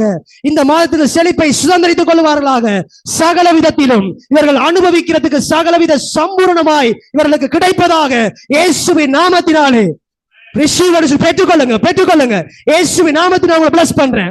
இயேசுவின் நாமத்தில் இந்த வார்த்தையின் படிக்கு உங்களை ஆசீர்வதிக்கிறேன். இந்த மாசம் நீங்க இதை பெற்றுக்கொள்ளுங்க, பெற்றுக்கொள்ளுங்க. இன்றையில இருந்து இதை பெற்றுக்கொள்ளுங்க. இந்த வார்த்தையை கேட்கிற இந்த நிமிஷத்துல இருந்து இந்த செழிப்பை பெற்றுக்கொள்ளுங்க. வேதம் சொல்லுது, இன்றைக்கே ரட்சணிய நாள், இப்பொழுதே ரட்சணிய நாள், இப்பொழுதே. இயேசுட்ட வருகிறவங்களை இயேசு போயிட்டு நாளைக்கு வா உன்னை ஆசீர்வதிப்பன்னு சொல்லல, அப்பவே ஆசீர்வதிச்சு அனுப்புவாரு. அப்பவே, அப்பவே, அந்த நிமிஷமே அவற்றை வர்றவங்க அந்த நிமிஷமே சுகப்படுத்தி அனுப்புவாரு, அந்த நிமிஷமே விடுதலையாக்கி அனுப்புவாரு. இது உங்களுக்கு இன்றைக்கே, இப்பொழுதே ரட்சணிய நாள், இப்பொழுதே பெற்றுக்கொள்ளுங்க. இந்த செழிப்பை இப்பொழுதே பெற்றுக்கொள்ளுங்க. நீங்க வீட்டுக்கு போகிற பொழுது ஒரு செழிப்போடு கூட எல்லா விதத்திலும் சகல விதத்திலும் இன்றைக்கு உங்களுக்கு கிடைக்கிற ஆசீர்வாதத்தின் நாள். இந்த மாசத்தின் முதலாம் நாள் அவருடைய சமூகத்துக்கு வந்திருக்கிறீங்க. முதலாவது தேவனுடைய ராஜ்யத்தையும் அவருடைய நீதியையும் தேடுங்கள், அப்பொழுது அவைகள் எல்லாம் உங்களுக்கு கூட கொடுக்கப்படும் என்று சொன்னவர். எல்லாவற்றையும் இந்த மாதத்தை நீங்க சுதந்திரித்துக் கொள்ள போறீங்க. விசுவாசிக்கிறவர்கள் ஆமென் என்று சொல்லி பெற்றுக்கொள்ளுங்க பார்க்கலாம். அப்ப நம்முடைய தேவன் சம்பூர்ணமாய் கொடுக்கிறவர். நீங்க பாருங்க, யாக்கோபு 1வது அதிகாரம் 4-5 வசனத்தை வாசிங்க பார்க்கலாம். நீங்கள் ஒன்றிலும் குறைவுள்ளவர்களாயிராமல் பூரணராயும் நிறைவு உள்ளவர்களாயும் இருக்கும்படி பாருங்க. நீங்க ஒன்றுலையுமே குறைவில்லாம பூரணமான ஒரு வாழ்க்கையை கர்த்தர் உங்களுக்கு வச்சிருக்காருங்க. ஒருவேளை நீ புதுசா வந்தவங்க சொல்றேன், புதுசா இருக்கிறவங்கள சொல்றீங்க, நல்லா கவனிங்க. நீங்க ஆண்டவர் நம்பி இயேசுட்ட வந்துட்டீங்கல்ல, இன்றையில இருந்து உங்களுடைய வாழ்க்கை மாறப்போகிறது. இன்றையில இருந்து உங்களுடைய வாழ்க்கை மாறப்போகுது. இன்றையில இருந்து உங்களுடைய வாழ்க்கை நிறைவுள்ளதாய் மாறப்போகுது. ஒருவேளை குறைவோட நீங்க வந்திருப்பீங்கன்னு சொன்னா நிறைவுள்ளதாய் உங்களுடைய வாழ்க்கை மாறுகிறது இயேசுவின் நாமத்தினால். பாருங்க, நீங்கள் ஒன்றிலும் குறைவுள்ளவர்களாயிராமல் பூரணராயும் நிறைவுள்ளவர்களாயும் இருக்கும்படி பொறுமையானது பூரண கிரியை செய்ய கடவுது. வாசிங்க அப்படியே.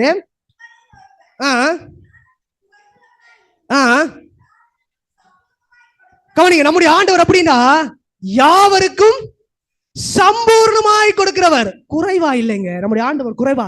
நீ இயேசுவை பத்தி எப்படி கேள்விப்பட்டிருக்கீங்களோ தெரியல, நான் கேள்விப்பட்ட இயேசு பத்தி சொல்றேன். இயேசு சம்பூர்ணமான வாழ்க்கையை உங்களுக்கு கொடுக்கிறவர். நீங்கள் ஒன்றிலும் குறைவில்லாமல், குறைவுபட்டிருந்தா உங்களுக்கு சம்பூர்ணமாய், பாருங்க, யாவருக்கும் சம்பூர்ணமாய் கொடுக்கிறவரும் ஒருவரையும் கடிந்து கொள்ளாதவரும் ஆகிய தேவன். பாருங்க, ஒருவரையும் அவர் கடிந்து கொள்ள மாட்டார். சில தகப்பன்மார் இருக்கிறார், பூமிக்கு தகுந்த யார் பிள்ளைகளை கேட்டா, உனக்கு இது தேவையா, இது இப்போ தேவையா, இப்படி கடிந்து கொள்ளுவாங்க. ஆனா நம்முடைய ஆண்டவர் ஒருவரையும் கடிந்து கொள்ளுகிறவர் அல்ல. ஆமென் சொல்லுங்க பார்க்கலாம். ஒருவரையும் கடிந்து கொள்ளுகிறவர் அல்ல, சகலவற்றையும் சம்பூர்ணமாய் கொடுக்கிறவர், சம்பூர்ணமாய் கொடுக்கிறவர். எல்லா நன்மையும் அவரிடத்திலிருந்து வருகிறது. எனக்கு பிரியமான தேவனுடைய பிள்ளைகளே, இந்த நாள் உங்களுக்கு கிடைத்த ஒரு வெற்றிய நாளாய் நான் கருதுகிறேன். ஜீவனுள்ள தேவனுடைய வார்த்தையை நான் உங்களுக்கு சொல்லுகிறேன். இந்த வார்த்தையை கேட்டு விசுவாசித்து நீங்க போங்க, உங்க வாழ்க்கையில சகலதும் வாய்க்கும், சகலதும் செழிக்கும், சகலதும் வெற்றியாயிருக்கும். உங்களுடைய வாழ்க்கையில சகல நன்மைகளை நீங்க அடைவீங்க. அதைத்தான் யோசுவாவுக்கு சொன்னார், நீ இந்த நியாயப்பிரமாண புஸ்தகம் உன் வாயை விட்டு பிரியாதிருப்பதாக. ஏன் அப்படி சொன்னார்டா, நீ வாயில எப்பவுமே பேசிக்கொண்டிருக்கணும். இந்த வாயை விட்டுனா வாயில பேசிக்கொண்டே இருப்பணும். நீங்க நிறைய பேர் பாத்தீங்கன்னா வாயை திறந்தாங்கன்னா மூட மாட்டாங்க, பேசிக்கொண்டே இருப்பாங்க. அப்படி இந்த வார்த்தையை பேசிக்கொண்டே இருக்கணும், எப்போ வார்த்தையை பேசிக்கொண்டே இருக்கணும். இந்த வார்த்தை வாக்குத்தத்தங்கள் வாயை விட்டு பிரியாமல் அப்படியே இருப்பதாக. இரவும் பகலும் அதில் தியானமாக இருக்கிற பொழுது உங்களுடைய வாழ்க்கை செழிப்பாகவும் வெற்றி உள்ளதாகவும் இருக்கும் என்று சொல்லுகிறார். வெற்றி உள்ளதாகவும் இருக்கும் என்றார். இந்த மாசம் நான் சொல்றேன், அநேகர் நீங்க செழிப்பை பார்க்க போறீங்க. அநேகர் செழிப்பை பார்க்க போறீங்க. நீங்க செய்கிற எல்லா காரியங்களும் நீங்க செழிப்பா இருக்க போறீங்க. சகலவற்றிலும் சகல நன்மைகளை நீங்க அடைய போறீங்க. கர்த்தர் அந்த ஆசீர்வாதத்தை இன்னைக்கு ஒரு சபைக்கு திறக்கிறார். ஒவ்வொரு குடும்பங்கள் மீதும் இந்த செழிப்பின் அபிஷேகம் இன்றைக்கு இறங்குகிறது. செழிப்பின் அபிஷேகம். எல்லாவற்றையும் சுகத்துல நீங்க செழிப்பா இருக்க போறீங்க. சுகத்துல நல்ல ஆரோக்கியமா இருக்க போறீங்க. நீடித்த நாட்களால் உன்னை திருப்தியாக்கி என் ரட்சிப்பை காண்பிப்பேன் என்று சொன்னவர், நீடித்த நாட்களால நீங்க திருப்தியா இருக்க போறீங்க. அந்த அபிஷேகத்தை கர்த்தர் கட்ட விழுக்கிறார். நீங்க அப்படி வாங்க, நீதிமொழிகள் 3வது அதிகாரம் 9ஆம் 10ஆம் வசனத்தை வாசிங்க. உன் பொருளாலும் உன் எல்லா விளைவின் முதல் பலனாலும் கர்த்தரை கனம் பண்ணு, அப்பொழுது உன் களஞ்சியங்கள் பூரணமாய் நிரம்பும். பாருங்க, அது கூட அளவா இல்லைங்க, பூரணமாய் களஞ்சியங்கள் பூரணமாய் நிரம்பும். திராட்சரசம் புரண்டோடும். பாருங்க, திராட்சரசம் என்பது ஒரு விலை உயர்ந்த ஒரு பானம், அது புரண்டோடுமா? எங்க? உங்க வாழ்க்கையில உங்க களஞ்சியங்கள். களஞ்சியம் என்று சொல்லல, களஞ்சியங்கள். பல நன்மைகளை நீங்க பெற்றுக்கொள்ள போறீங்க இந்த மாசம். பல நன்மைகளை சொல்ற, விசுவாசிச்சா நீங்க அதை அப்படியே பெற்றுக்கொள்வீங்க. பல நன்மைகள். உடைய அக்கௌண்ட் எல்லாம் அப்படியே, எத்தனை அக்கௌண்ட்ஸ் எல்லாம் நிரம்ப போகுது. பல நன்மைகள் வரப்போகுது, பல ஆசீர்வாதங்கள் வரப்போகுது. சுகமல்ல சுகங்கள் அனுபவிக்க போறீங்க. விடுதலைகளை அனுபவிக்க போறீங்க. களஞ்சியங்கள் பூரணமாய் நிரம்பும். நீங்க செய்கிற வேலைகள் எல்லாம், நீ கையிட்டு செய்யும் வேலைகளை எல்லாம், வேலை என்று சொல்லல, வேலைகளை எல்லாம், பல வேலைகளை செய்யுங்க. எல்லா வேலைகளும் அது ஆசீர்வதிக்கப்படும். நீ கையிட்டு செய்யும் வேலைகள் எல்லாம் உன் தேவனாய கர்த்தர் ஆசீர்வதிப்பேன்னு சொன்னார். வாக்கு கொடுக்கிறாரு. ஒன்றல்ல ரெண்டல்ல பலவற்றை, சகலவற்றையும் அவர் நிரப்புகிறவர். அப்பொழுது உன் களஞ்சியங்கள் பூரணமாய் நிரம்பும், உன் ஆலைகளில் திராட்சரசம் புரண்டோடும். உன் ஆலைகளில் திராட்சரசம் புரண்டோடும். இது எப்ப? வேலோசனத்தை பாருங்க. உன் பொருளாலும் உன் எல்லா விளைவின் முதல் பலனாலும் கர்த்தரை கனம் பண்ணு. கர்த்தரை கனம் பண்ணு. தான் யோசுவாவுக்கு சொல்றாரு, இந்த நியாயப்பிரமாண புஸ்தகம் உன் வாயை விட்டு பிரியாதிருப்பதாக. இரவும் பகலும் அந்த வேதத்துல நீ பிரியமாயிரு, தியானமாயிரு. சங்கீதக்காரர் சொல்றார், இரவும் பகலும் வேதத்தில் தியானமாயிருக்கிற மனுஷன் பாக்கியவான். அவர் பாக்கியவான். அப்ப அவருடைய வசனத்துல நீ இரவும் பகலும் தியானமா இருப்பாய் என்று சொன்னா நீ செழிப்பாய். உன் களஞ்சியங்கள் பூர்ணமாய் நிரம்பும். அவரை நீ கனம் பண்ணு, அவருடைய வார்த்தையை கனம் பண்ணு, கர்த்தரை கனம் பண்ணு. எல்லாவற்றாலும் பார், உன் எல்லா விளைவின் முதல் பலனாலும் கர்த்தரை கனம் பண்ணு, கர்த்தரை கனம் பண்ணு, கர்த்தரை கனம் பண்ணு. அவர் வார்த்தையை நம்புங்க, வார்த்தைக்கு மரியாதை கொடுங்க, அதுக்கு ரெஸ்பெக்ட் கொடுங்க, மரியாதை கொடுங்க, வார்த்தைக்கு மரியாதை கொடுங்க. ஓ, தேவனுடைய வார்த்தையா, அதுக்கு நான் மரியாதை கொடுக்குறேன். இந்த வார்த்தை எனக்குரியது. இந்த வார்த்தை வருகிற பொழுது அதை பெற்றுக்கொள்ளுங்க. அந்த வார்த்தையை நீங்க மதிக்கிற பொழுது அந்த வார்த்தையை உங்களை வாழ வைக்கும். அந்த வார்த்தை உங்களை செழிப்பாய் மாற்றும். அந்த வார்த்தையை நீங்க பேசுகிற பொழுது அந்த வார்த்தை உங்கள் வாழ்க்கையில பெரிய மாற்றத்தை கொண்டு வரும். அப்படிப்பட்ட ஜீவனுள்ள வார்த்தை, ஜீவனுள்ள வார்த்தையை சொல்லுவார், நான் சொல்லுகிற வசனங்கள் ஆவியாயும் ஜீவனாயும் இருக்கிறது. அது உங்களுக்கு ஜீவனை கொடுக்கிற வசனங்கள். தேவன் சொன்ன ஒவ்வொரு வாக்குத்தத்தங்களும் ஜீவனை கொடுக்கிற வாக்குத்தத்தங்கள். அந்த ஜீவனுள்ள வாக்குத்தத்தங்களுக்கு நீங்க மரியாதை கொடுங்க, அதை கனம் பண்ணுங்க. அந்த வார்த்தை உங்களை கனம் பண்ணும். அந்த வார்த்தை உங்களை கனம் பண்ணும். ஒரு வார்த்தை சொல்லுகிறது, உன் பொருளாலும் உன் எல்லா விளைவின் முதல் பலனாலும் கர்த்தரை கனம் பண்ணு, கர்த்தரை கனம் பண்ணு. அவரை கனம் பண்ணுங்க. இந்த வார்த்தைக்கு கீழ்ப்படிஞ்சு அவர் வார்த்தைக்கு மரியாதை கொடுத்து அந்த வார்த்தையின்படி செய்யுங்க. உங்க வாழ்க்கையில பெரிதான ஆசீர்வாதங்களை, நன்மைகளை, செழிப்பை, ஐஸ்வர்யத்தை நீங்கள் பெற்றுக்கொள்வீர்கள், பெற்றுக்கொள்வீர்கள். இன்னொரு காரியத்தை நான் சொல்லி முடிக்க விரும்புகிறேன். பிலிப்பியர் 4வது அதிகாரம் 19வது வசனத்தை வாசிங்க பார்க்கலாம். என் தேவன் தம்முடைய ஐஸ்வர்யத்தின்படி உங்கள் குறைவை எல்லாம் கிறிஸ்து இயேசுவுக்குள் மகிமையிலே நிறைவாக்குவார். பாருங்க, நான் முதல் வாசிச்சோம், தேவன் ஐஸ்வர்ய சம்பன்னராய் இருக்கிறார். அவர் சொல்றார் பாருங்க, என் தேவன் தம்முடைய ஐஸ்வர்யத்தின்படி, தம்முடைய ஐஸ்வர்யத்தின்படி உங்கள் குறைவுகளை எல்லாம் கிறிஸ்து இயேசுவுக்குள் மகிமையாக்குவார். இது யாருக்கு இந்த வசனத்தை அவர் சொல்றாருன்னா, பிலிப்பு சபைக்கு பவுல் இதை சொல்லுகிறார். ஏன் என்று சொல்லி பாத்தீங்கன்னா, 15வது வசனத்தை நீங்க வாசிப்பீங்கன்னு சொன்னால் வாசிங்க. மேலும் பிலிப்பியரே,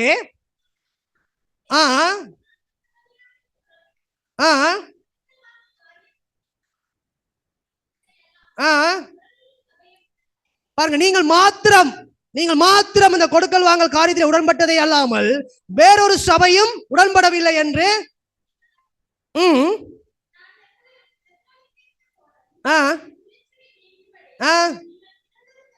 அனுப்பினீர்கள். பாருங்க, இந்த பவுல் சொல்றாரு, இந்த பிலிப்பு சபைக்கு சொல்றாரு, நீங்க எனக்கு கொடுத்தீங்கப்பா, நிறைய கொடுத்தீங்க எனக்கு, அதனால உங்களுக்கு தான் அவர் சொல்றாரு, பிலிப்பு சபைக்கு தான் சொல்றாரு, என் தேவன் தம்முடைய ஐஸ்வர்யத்தின்படி உங்கள் குறைவுகளை எல்லாம் கிறிஸ்து இயேசுவுக்குள் மகிமையிலே நிறைவாக்குவார். அப்படின்னா யாருக்கு இந்த குறைவெல்லாம் நிறைவாய் மாறும்டா, கொடுக்கிறவங்களுக்கு தாங்க மாறும்.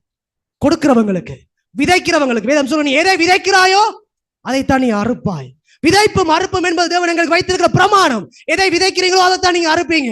நான் சொல்றேன், இந்த செழிப்பை குறித்து நான் பேசிட்டு இதை சொல்லாம போனேன்டா, நீங்க இந்த ஆசீர்வாதத்தை பெற்றுக்கொள்ள மாட்டீங்க. அதனாலதான் சொல்றேன், பவுல் சொல்றாரு, நீங்க இந்த பிலிப்பு சபையை பார்த்து சொல்ற, நீங்க எல்லாவற்றையும் என்ன செய்ய கொடுக்குறீங்க, அதனால தேவன் தம்முடைய ஐஸ்வர்யத்தின்படி உங்கள் குறைவுகளை எல்லாம் நிறைவாய் மாற்றுவார். அப்படி நீங்க வாசிங்க தொடர்ந்து 17வது வசனம். உபகாரத்தை நான் நாடாமல் உங்கள் கணக்குக்கு பலன் பெருகும்படிக்கே நாடுகிறேன். நல்லா கவனிங்க. இப்ப பவுல் இப்ப அந்த சபையிட்ட இருந்து காணிக்கைகளை வாங்குறாரு. எதுக்குண்டா, அவர் சொல்றாரு, நான் உபகாரத்தை நாடாமல், எனக்கு சாப்பிடுறதுக்கு இல்ல, எனக்கு தேவையா இருக்குது, இதுக்காக நான் உங்கள்கிட்ட வாங்கல, உங்களுக்கு உங்களுடைய கணக்குக்கு பலன் பெருகும்படிக்கு. அப்படின்னா நீங்க ஆசீர்வாதமா இருக்க வேண்டும் என்பதற்காக, நீங்கள் செழிப்பா இருக்க வேண்டும் என்பதற்காக நான் என்ன செய்யறேன், உங்கள்கிட்ட வாங்குறேன். பவுல் அவர் கூடாரம் அமைக்கிற வேலை செஞ்சாரு, தேவையான அளவு இருந்துச்சு. ஆனா அவர் ஏன் வாங்குறேன்னு சொல்றாருண்டா, நான் உபகாரத்துக்காக வாங்கலப்பா, எனக்காக நான் வாங்கல, எனக்கு சாப்பிடறதுக்காக நான் வாங்கல, நான் வாங்குறது உங்களுக்கு உங்க கணக்குக்கு பலன் பெருகும்படிக்கு. அப்ப இன்னைக்கு நான் சொல்றேன், நீங்க பொருளாதாரத்துல நீங்க பெருகணுமா, பொருளாதார நன்மைகள் உங்களுக்கு கிடைக்கணுமா, நீங்க விதையுங்க. எதை விதைக்கிறீங்களோ அதை நீங்க அறுப்பீங்க. நீங்க அப்படி வாசிச்சீங்கன்னு சொன்னால், கலாத்தியர் 6வது அதிகாரம் 7வது வசனத்துல இருந்து வாசிங்க. மோசம் போகாதிருங்கள், தேவன் தம்மை பரியாசம் பண்ண விட்டார், மனுஷன் எதை விதைக்கிறானோ அதை அறுப்பான். நல்லா கவனிங்க, இந்த வசனத்துல அர்த்தத்தை நான் சொல்றேன். தேவன் தம்மை பரியாசம் பண்ண விட்டார் அப்படின்னா, நீங்க தேவனுக்குன்னு சொல்லி கொடுத்துட்டு, இதை ஆண்டவருக்குன்னு சொல்லி கொடுத்துட்டு, ஐயோ நான் ஆண்டவருக்கு கொடுத்தனே, எனக்கு எதுவுமே நன்மை கிடைக்கலையே, ஆண்டவருக்கு நான் கொடுங்க நான் கொடுத்தேன், ஆனா எனக்கு எந்த நன்மையுமே கிடைக்கலையே அப்படின்னு சொல்லி ஆண்டவரை பரியாசம் பண்றதுக்கு, ஆண்டவரை நிந்திக்கிறதுக்கு, ஆண்டவரை தூசிக்கிறதுக்கு அவர் விட மாட்டாராம். அப்படின்னா அவன் எதை விதைக்கிறானோ அதை அறுப்பான் என்று சொல்லி ஆண்டவர் கட்டாயம் சொல்றார். அப்ப தேவன் நம்மை பரியாசம் பண்ண விடார். மனுஷன் எதை விதைக்கிறானோ அதை அறுப்பான். வாசிங்க, தன் மாம்சத்துக்கென்று விதைக்கிறவன் மாம்சத்தினால் அழிவை அறுப்பான், ஆவிக்கென்று விதைக்கிறவன் நித்திய ஜீவனை அறுப்பான். நன்மை செய்கிறதுல சோர்ந்து போகாதீங்க. ஏற்ற காலத்தில் நாங்கள் அறுப்போம். ஆகையால் நமக்கு கிடைக்கும் சமயத்துக்கு தக்கதாக யாவருக்கும் விசேஷமாக விசுவாச குடும்பத்தாருக்கு நன்மை செய்ய கடவுள். நான் சொல்றேன் உங்களுக்கு, நீங்க பொருளாதாரத்துல நீங்க உயரணும்டா, ஆசீர்வதிக்கப்படணும்டா, நீங்க விதையுங்க. தைரியமா விசுவாசத்தோட விதைங்க. நான் சொல்ல, விசுவாசம் இருக்கிறவங்க விதைப்பாங்க. ஏன்னா கர்த்தர் எனக்கு தருகிறார், நான் விதைக்கிறேன், அதை பல மடங்கு அவர் திருப்பி தருவார் விசுவாசம் இருந்தா விதைப்பாங்க. எனக்கே ஒன்றுமே இல்லை பிரதர், நான் என்னத்தை விதைக்கிறது? என்னடையே காசு இல்லை, நான் அப்படி காணிக்க கொடுக்கறது? சொல்றேன், இல்லாததுனால சொல்றேன். உங்களுக்கு இருக்கணுமா, பெருகணுமா, இருக்கிறத விதையுங்க. கர்த்தர் உங்களை பரியாசம் பண்ண விட மாட்டார். நிச்சயமாய் அதை பல மடங்கு உங்களுக்கு அறுவடையாய் அதை கொடுப்பார். பேதுரு அந்த நேரத்துல ஒன்றுமே இல்லை, எல்லாம் தோல்வி. இரவு முழுக்க பிரயாசப்பட்டு கஷ்டப்பட்டு வந்து நிக்கிறான், தோல்வி. இப்ப இயேசுவனை பார்த்து கேட்கிறாரு, உன் படகத்தா நான் பிரசங்கம் பண்ணணும், சொல்லுங்க, நீங்க நான் கொடுப்பீங்களா? நானே இரவு முழுக்க கஷ்டப்பட்டு நிக்கிறேன், ஒன்றுமே இல்லை, என்ன படகத்தாரதா? இப்படிதான் கேட்பீங்க.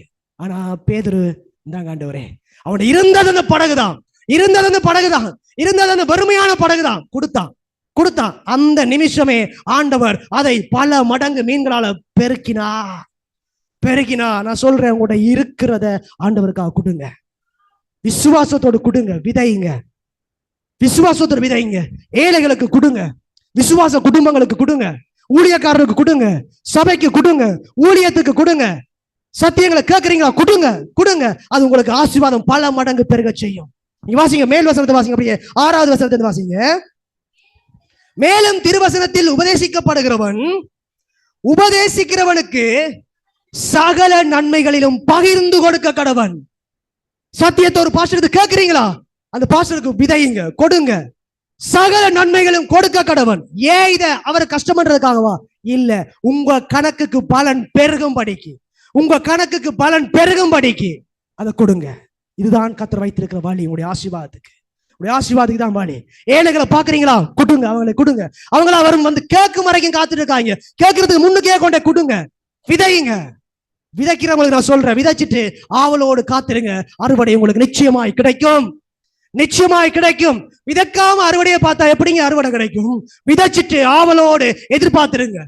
நான் விதைச்சிருக்கிறேன், எனக்கு கிடைக்கும் என்று ஆவலோடு எதிர்பார்த்திருங்க. நிச்சயமா நான் சொல்றேன், தேவன் தம்மை பரியாசம் பண்ண விட்டார். அவருடைய வார்த்தை ஒரு நாளும் வாக்கு மாறாதது. நீங்கள் மோசம் போகாதிருங்கள். தேவன் தம்மை பரியாசம் பண்ண விட்டார். மனுஷன் எதை விதைக்கிறானோ அதையே அறுப்பான். நீங்க விதைக்கிற எல்லா காரியங்கள் அதை அறுப்பீங்க.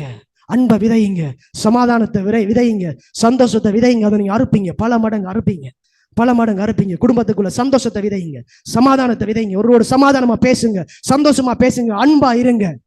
நீங்க வாழ்க்கையில செழிப்பா இருப்பீங்க, பல மடங்கு செழிப்பா இருப்பீங்க. நான் சொல்றேன், இதை விசுவாசத்தோடு நாங்கள் யாவரும் எழுந்திருப்போம். தேவ சமூகத்திலே இந்த காலை நேரத்திலே பரிசுத்த ஆவியானவர் எங்கள் ஒவ்வொருவரோடும் தம்முடைய ஜீவனுள்ள வார்த்தைகளை கொண்டு பேசிக் கொண்டிருக்கிறார். உன் பொருளாலும் உன் எல்லா விளைவின் முதல் பலனாலும் கர்த்தரை கனம் பண்ணு, அப்பொழுது உன் களஞ்சியங்கள் பூர்ணமாய் நிரம்பும். உன் ஆலைகளில் திராட்சரசம் புரண்டோடும். ஒரு ஆசீர்வாதமான சகல நன்மைகளையும் அனுபவிக்கிற ஒரு வெற்றியுள்ள வாழ்க்கையை தேவன் எனக்கும் உங்களுக்கும் வைத்திருக்கிறார். இந்த காலை வேளையில் நாங்கள் கண்களை மூடுவோம். பரிசுத்த ஆவியானவரே, இதுவரைக்கும் நாங்கள் கேட்ட உம்முடைய ஜீவனுள்ள வார்த்தைகளுக்காக உமக்கு ஸ்தோத்திரம். உம்முடைய பிள்ளைகள் உம்முடைய சத்தியத்தை கேட்டிருக்காங்கப்பா. சத்தியத்தை அறிவீர்கள், சத்தியம் உங்களை விடுதலையாக்கும் என்று சொன்னீங்க ஆண்டவரே. இன்றைக்கு இந்த வார்த்தையின் பிரகாரமாக அந்த பிள்ளைகளை நான் ஆசீர்வதிக்கிறேன். இவர்கள் கேட்ட சத்தியம் இவர்களை தரித்திரத்திலிருந்து விடுதலையாக்கட்டுக்கும், வியாதியிலிருந்து விடுதலையாக்கட்டுக்கும், கஷ்டத்திலிருந்து விடுதலையாக்கட்டுக்கும், சுகத்தோடு விடுதலையோடு ஆசீர்வாதமான ஒரு செழிப்பான வாழ்க்கையை நம்முடைய பிள்ளைகள் வாழட்டுக்கும். இந்த வார்த்தையை கேட்டு ஒவ்வொரு பிள்ளைகளையும் நான் ஆசீர்வதிக்கிறேன் ஆண்டவரே. இன்றைக்கு இப்பொழுதே ரட்சணிய நாள் என்று சொன்னீங்க. இப்பொழுதே இந்த நிமிஷம் இருந்தே இவருடைய வாழ்க்கையில பல நன்மைகள் பெருகட்டுக்கும், செழிப்பு உண்டாகட்டுக்கும். சந்தோஷமும் சமாதானமும் அவர்கள் நிரம்பி வழிகட்டுக்கும் அப்பா.